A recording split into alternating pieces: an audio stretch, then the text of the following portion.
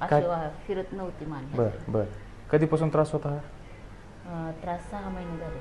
किती चांगलं वाटतंय का ट्रीटमेंटमध्ये? मोकळं वाटायला.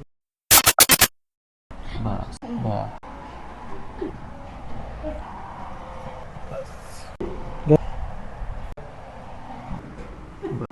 बस.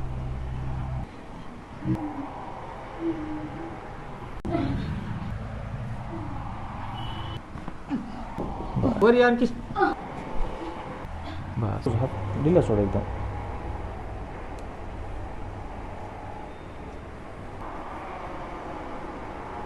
काय?